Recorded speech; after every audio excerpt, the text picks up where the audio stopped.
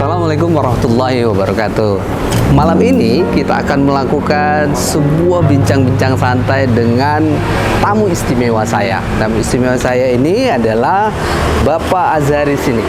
Bapak Azhari Sinik ini adalah pemuka ataupun orang-orang yang paham sejarah. Kemudian dia dari Lembaga Independen Pemerhati Pembangunan Sumatera Utara.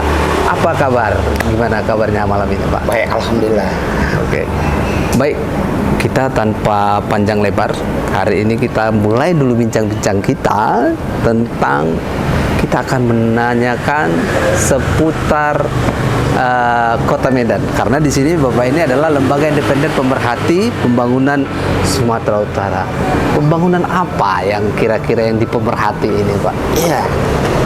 Sedikit-sedikit banyak tahu lah ini ya. Iya. Tidak semua bisa terungkap ya kan. Iya. Medan ini jelas statusnya adalah tanah Delhi.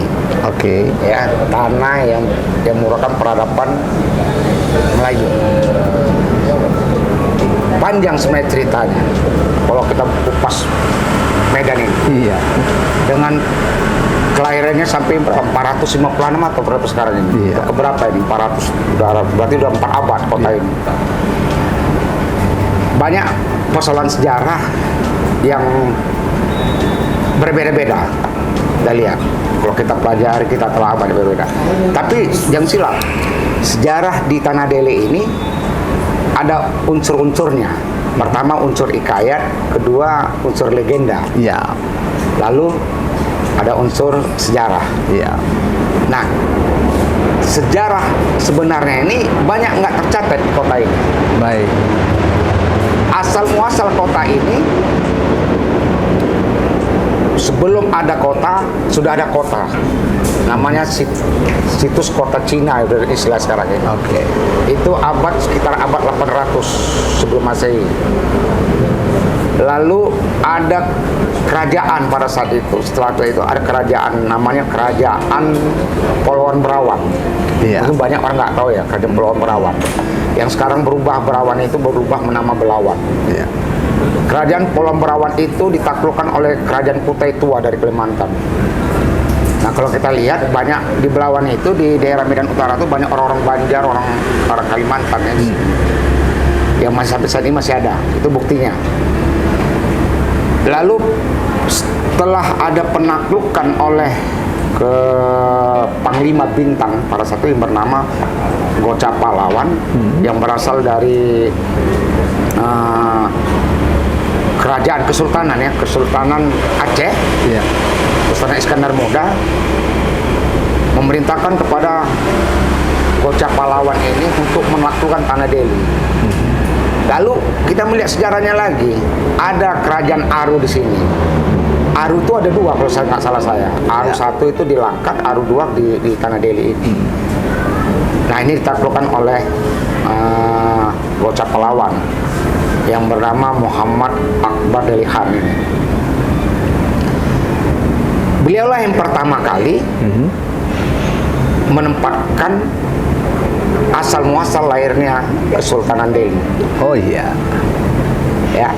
Jadi kalau kita melihat sejarah itu, Kesultanan Delhi itu ada Kesultanan Melayu itu ada sekitar 1600 sudah ada di sini. Nah, beliau menaklukkan beberapa daerah, maka mereka berkuasa. Nah, kekuasaannya mulai dari membangun istana tempat dia memimpin. Nah, kalau melihat sejarah lagi, awalnya dia membuat pusat pemerintahnya itu di tebing. Iya. Namanya Kerajaan Padang. Lalu Kerajaan Padang ini pindah ke Tanah Delhi di daerah Medan Utara, membangun istana. Beliau punya anak, ini masih di bawah kekuasaan Aceh ya. Iya. Tanah Delhi ini. Lalu dia punya anak namanya Panglima Prung gitu, nggak isap saya. Lalu Panglima Padra, lalu ada namanya Gandar Wahid lagi. Baru masuk 4 panglima ini baru masuk kesultanan. Saya lupa sultan yang kelima itu siapa. Nah, sampai di hari ini ada. Nah, ini Inilah perjalanan kota ini. Iya. Lalu muncul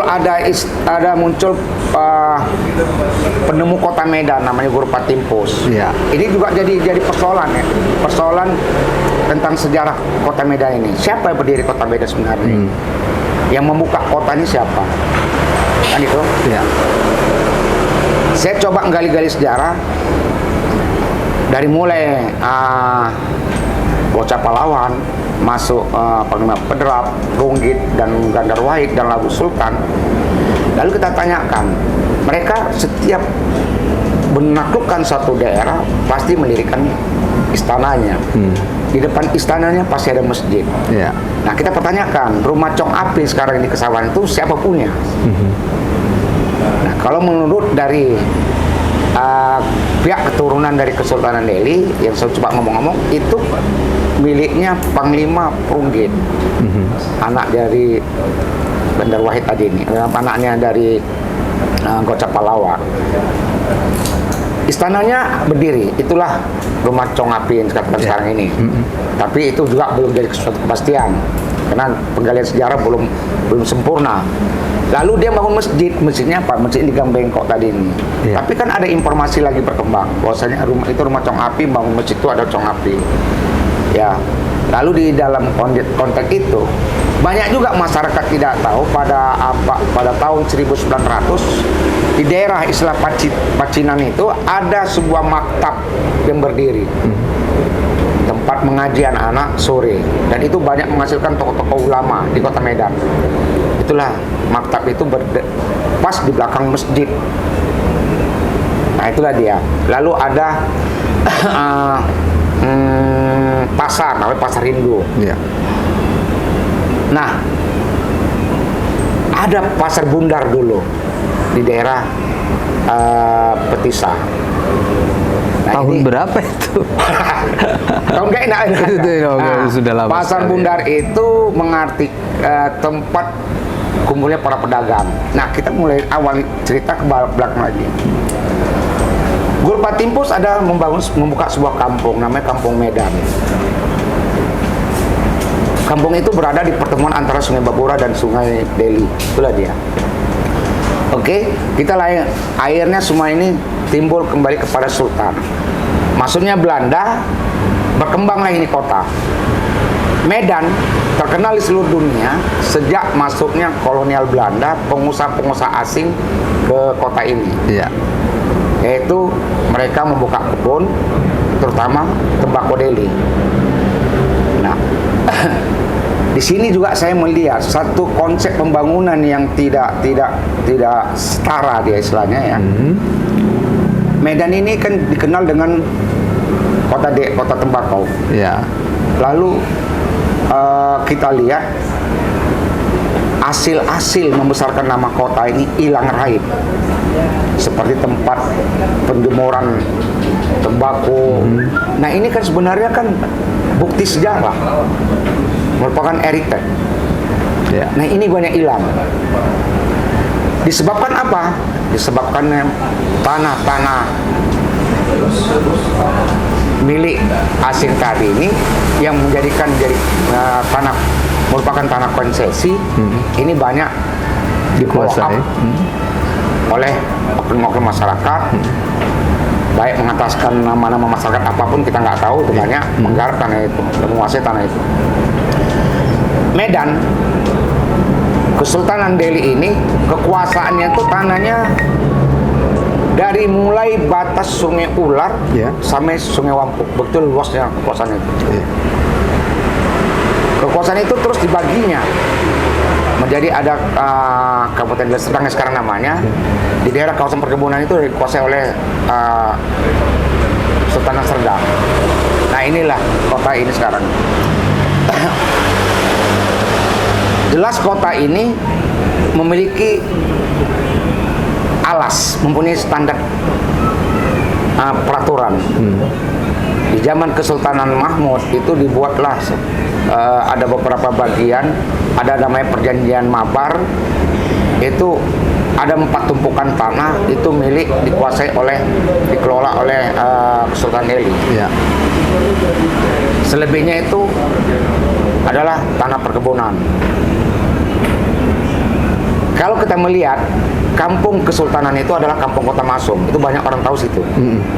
Kampung Kota Masum itu batasannya dari Istana Memun, dari Simpang Waspada itu, dari sampai Sungai Deli,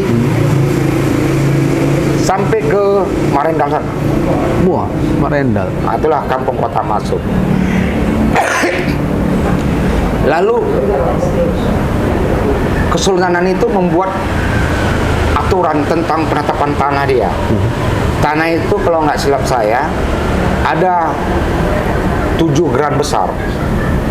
7 geran besar itu dari geran nomor 1 sampai nomor 7. Nomor 1 batasannya dari mulai Istana Memun sampai ke Deli Tua, itu geran nomor 1. Iya. Perbatasannya itu batas alam, yaitu rel kereta api sama sungai. Itulah geran nomor 1. Geran nomor 2 juga begitu, ada batasan alam. Geran nomor 7 itu berada di kawasan Kota Masum.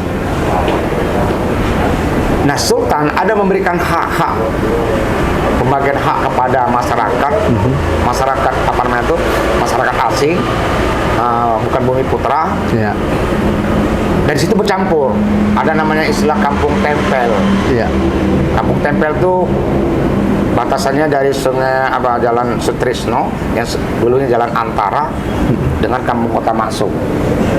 Kampung Kota Masum dengan Jalan Antara ini kenapa dikatakan Jalan Antara? Antara kampung dengan perkebunan. Itu lagi ya.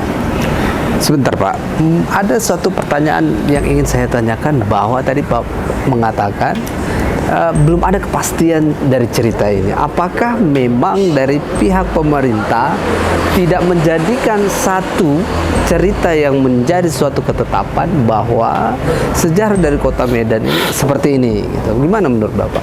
Nah, inilah yang saya sayangkan. Dulu kemarin saya pernah beberapa tahun yang lalu saya pernah ngomong-ngomong sama seorang profesor yaitu Profesor Ilhan Azari. Mari kita ulang lagi catatan sejarah kota ini. Iya. Karena kota ini memiliki unik sebenarnya. Iya. Samping uniknya, ada hal-hal yang dihilangkan dalam konteks sejarah kota ini.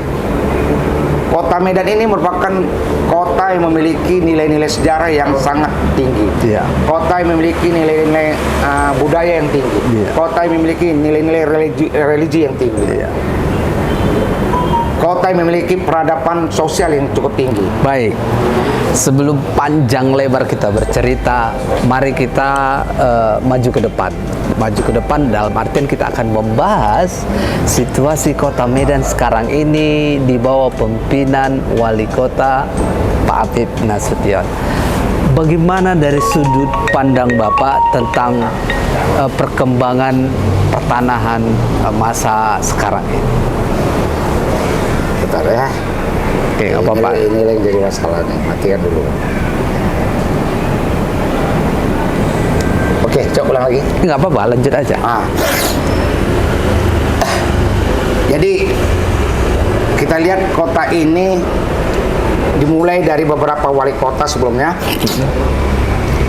Yang saya tahu, Iya. ya, yang saya pahami sedikit, kota ini mulai terbenahi setelah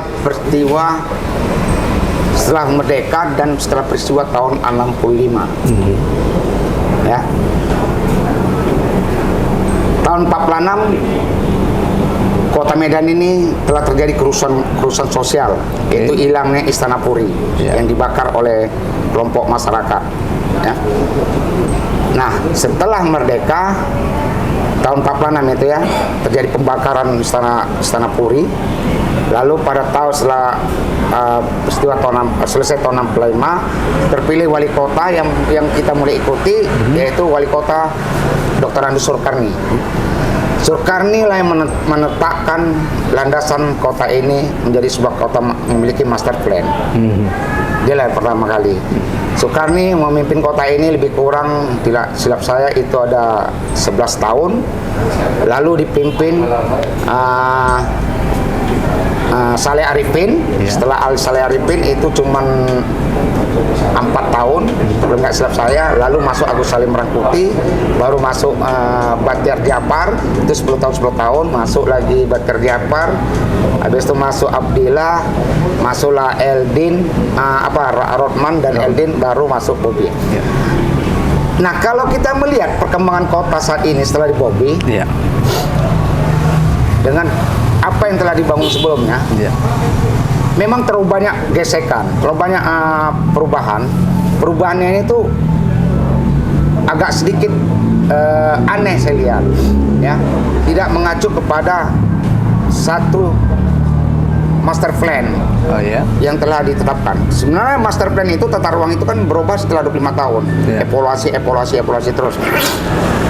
Nah, kota ini berkembang mulai tahun 91 dengan ada peraturan pemerintah nomor 50, kalau nggak silap saya itu nanti. Itu berkembang kota itu. Yang tadinya cuma berapa kecamatan, sekarang menjadi 21 kecamatan. 21 kecamatan, makin luas kota ini. Nah, pada saat zamannya Pak Sukarni, itu beberapa hal yang perlu ditata oleh Sukarni. Lalu zamannya wali kota sebelum Sukarni, Saleh Arifin, ada beberapa kawasan seperti makam-makam warga keturunan Tionghoa itu hilang semuanya itu ya. Di zaman Pak Agus Salim Rangkuti ditata balik kawasan itu menjadi aset daerah, yaitu Petisa. Nah, Petisa itu tadinya ada kuburan Tionghoa, kuburan Belanda, itu hilang, udah gak ada lagi ya. Itu dibangun oleh Pak Agus Salim Rangkuti. Mulai ditata lagi, kembali dikembangkan oleh Pak Batiar Japar. Pak Batiar Japar melakukan beberapa program dan melanjuti dari program Pak Salim Rangkuti.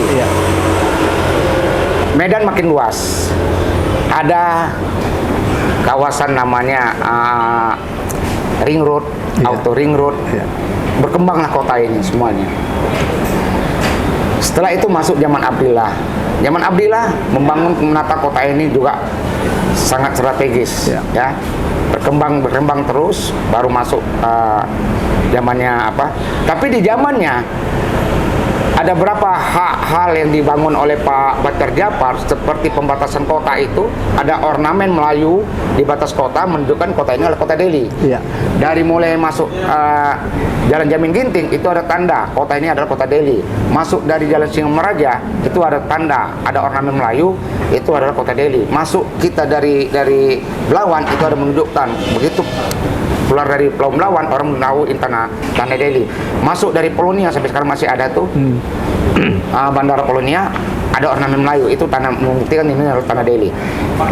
Tapi saat ini di zaman Pak Bobby ini hilang, dirubah bentuknya. Kita nggak tahu apa bentuknya ini, tidak mengandung unsur budaya dan peradaban Melayu. Inilah dia. Lalu ada beberapa hal yang jadi perhatian saya, seperti Lapang Merdeka. Ini bukti sejarah Lapang Merdeka itu ada. Ada beberapa elemen masyarakat menuntut Pak Bobby untuk mengembalikan kembali Lapang Merdeka itu. Mengembalikan fungsi yang sebenarnya. Nah, kalau dikembali ke fungsi sebenarnya, tapi Pak Wali saat ini tak peduli dengan apa teguran masyarakat. Lalu sebelum dibongkarnya Lapang Merdeka, dulu ada tempat bukti sejarah lahirnya sebuah kota itu, yaitu titik nol kota Medan. Titik nol kota Medan itu berada di depan dalam bentuk taman dia. Nah, sebenarnya itu merupakan penghargaan kepada seorang penemu tembakau Delhi, yaitu namanya Neos. Jadi sebelum itu pancuran biasa, dibuat lanjutannya dibangunlah patung Neos. Itu patung itu dari Kuningan itu dibuat itu. Nah, sekarang patung itu hilang, berubah kembali menjadi bentuk Bank Sumut, logo Bank Sumut. Berubah, itu udah berapa kali berubah itu. Titik nol kota Medan itu. Lalu ada yang hilang. titik mata angin Kota Medan. Ini banyak masyarakat nggak tahu. Iya. Titik mata angin Kota Medan ini membatasi antara mana utara, mana barat, mana timur, mana selatan. Nah ini udah nggak ada lagi. Sebelumnya Sebelumnya ada. Berada di posisi depan Kantor gedung pos. TVRI. Oh, TVRI, oke. Nah kalau kita lihat, kenapa dibilang itu titik mata angin? Nampak jelas itu. Mana utara, mana arah mau ke Belawan, mana arah ke sana. Mana ke Binjai. Itu ada tuh. Jadi empat titik dia tuh. Nah, lalu ada yang dibangun Belanda juga, titik permukaan air, mata air. Iya. Ya, titik permukaan itu titik permukaan laut. Iya. Berapa ketinggian? Maka itu orang selalu melihat berapa ketinggian titik bisa membangun kota itu supaya nggak kena banjir. Nah ini juga yang ini masih ada, tapi yang dua ini udah hilang. Yang ini letaknya pas di stasiun kereta api, itu masih ada. Itu masih dipertahankan. Mungkin itu yang masih ada. Yang lain udah hilang. Kenapa? Kita juga nggak tahu. Lalu banyak hal-hal yang dirombak oleh Pak Bobi saat ini, dari bentuk dari wajah kota Delhi ini yang merupakan kota peradaban ini. Ini yang timbul. Baik, melihat dari cerita Bapak tadi bahwa sekarang ini banyak hal-hal ataupun tanda-tanda tentang tanah Delhi ini sudah tidak ada lagi, sudah dirubah bentuknya, sudah dihilangkan. Apakah dari sisi budaya, apakah kita nanti anak cucu kita mengetahui, oh ini loh tanda-tanda budaya yang ada di Kota Medan gitu. Bagaimana sih sebenarnya pelestarian untuk kita paham sejarah tentang Kota Medan ini? Nah ini yang kita perlu perhatian khusus sebenarnya. Hilangnya peradaban budaya Delhi ini, budaya Melayu tanah Delhi ini, dengan sendirinya dari bentuk ornamennya hilang, dari bentuk wajahnya yang hilang. Yang sekarang hanya ada tentang budaya ini hanya sifatnya seremoni. Itu yang kita sayangkan. Iya. Maaf cakap, kita boleh tanya kepada anak-anak kita, dari mana asal muasal Kota Medan ini? Pasti banyak nggak tahu. Karena ini nggak pernah ada buku yang dibuat itu. Tidak ada satu ketetapan ya? Iya, seharusnya pemerintah Kota Medan ini selaku pengelola sekarang ini membuat satu ketetapan. Buku saku lah minimal ya. Buku saku. Jadi masyarakat tahu, oh ini sejarah tentang Delhi ini. Karena masyarakat tanah Delhi ini, masyarakat asli cuma dua. Apa itu? Satu masyarakat Karo, kedua masyarakat Melayu. Iya. Itulah dikatakan masyarakat tempatan. Masyarakat memang yang murah di sini. Jadi kalau bangsa yang suku lain nggak ada. Pendatang suku semua. Suku lain pendatang. Pendatang semua. Nah kemarin sempat digugat itu. Karena Pak Wali ada menerbitkan ada berapa 7 atau 9 nggak salah saya masyarakat tempatan. Dari mana masyarakat Minang jadi masyarakat tempatan sini? Masyarakat Minang itu pendatang. Masyarakat Mendiling pendatang, masyarakat Jawa itu pendatang. Iya. Cina itu pendatang. Ya, India itu pendatang. Nias, Batak itu pendatang. Yang ada tuh dua, masyarakat Karo dan masyarakat Melayu. Kenapa saya bilang masyarakat Melayu? Karena Ampat Datuk ini dari Karo. Oh begitu. Iya. Jadi ada sultan, ya, ada sultan yang keturunannya kalau kita lihat itu dari Gujarat, berarti itu dari Goca Pahlawan kan turunannya. Iya. Lalu datuknya mana? Pak Datuk, Datuk Sekapiri, Datuk Senembah, ini orang Karo. Datuk Ampera, ini orang Karo. Iya. Ada yang marga Sembiring, ada yang marga Meliala. Ya, soalnya masyarakat orang Karo lah. Ya, jadi wajar. Yang masyarakat tempatan itu adalah masyarakat dua orang ini aja, dua makhluk ini aja. Ya, dua jenisnya aja, Melayu, Delhi, dan Karo. Baik Pak, mungkin waktu juga yang membatasi kita untuk perbincangan. Mungkin di episode lainnya kita akan lanjutkan. Sebagai closing statement Pak, apa yang menjadi catatan Bapak untuk pemerintahan ini agar nanti ke depannya itu sejarah peradaban Kota Medan ini atau maupun peradaban Melayu itu tetap terbuatkan dalam satu catatan yang konkret. Bagaimana Pak? Silakan. Itulah yang saya berapa kali dalam musrembang sampaikan kepada pemerintah kota, tolong buat satu buku catatan yang tertulis benar-benar ya, yang asli seasli-aslinya tentang peradaban, budaya dan lahirnya kota ini secara benar. Jangan ada kepentingan lain. Kenapa? Kalau kita melihat perkembangan sejarah kota ini, makanya bilang nyentrik kota ini, banyak sejarah yang bisa diungkapkan di sini. Ini jangan cepat hilang, agar anak cucu ke depan ini bisa mengetahui bahwa oh inilah kota Medan, inilah wajah-wajahnya, Begini sejarah. inilah sejarahnya. Asalnya dari sini berkembang tahun ke tahun, 400 tahun udah. Iya. Hampir 500 tahun kota ini. Nah, kita nggak tahu, jangan ditipu sejarah. Jangan terjadi pembelokan sejarah. Pembelokan sejarah, mesti murni. Tapi jelas, kita memiliki sejarah yang sangat unik di Tanah Deli ini. Pertama, adanya legenda, adanya hikayat, adanya sejarah. Iya. Sejarah bisa tercatat, legenda belum tentu kita bisa catat, Betul. hikayat belum tentu bisa catat. Betul. Nah, ini perlu pembuktian. Nah, ini yang harus dijelaskan. Jangan diobok-obok, maaf cakap. Ada kuburan salah seorang kuburan pendiri kota ini, ya, di antara masyarakat pendiri kota ini, mengembang kota ini, dicari-cari kuburannya lain, tapi ternyata kan ini makamnya. Ini jangan. Udah penipuan sejarah. Penipuan sejarah. Jadi kita harus betul-betul lah. Iya, Betul-betul ini makamnya si A. Ya, ini makamnya Tuan Syekh ini. Iya. Karena terus terang, Tanah Deli ini banyak melahirkan tokoh-tokoh ulama. Iya. Dan tokoh-tokoh pejuang. Jangan diputar balikkan. Jangan makam orang jadi makam si A gitu. Nah, inilah yang perlu kita dudukkan, dan para ahli sejarah. Kita harap pemerintah Kota Medan mengumpulkan para ahli sejarah, baik masyarakat budaya, jangan ahli sejarah saja, masyarakat budaya pun harus dilibatkan. Siap. Karena masyarakat kalau ahli sejarah kadang-kadang ada pikirannya, ada kepentingan lain. Siap. Harus terlibat masyarakat budaya itu sendiri, masyarakat yang benar-benar ada yang di kota ini. Ini yang paling saya kita harapkan. Baik, terima kasih. Mungkin karena waktu juga lah yang membuat kita percakapan ini harus kita batasi. Demikian bincang santai kita dengan Bapak Azhari Sinik yang berbicara tentang sejarah peradaban Kota Medan. Cukup sekian pertemuan kita, nanti kita lanjutkan di episode berikutnya, mudah-mudahan bermanfaat. Wabillahi taufiq wal hidayah. Assalamualaikum warahmatullahi wabarakatuh.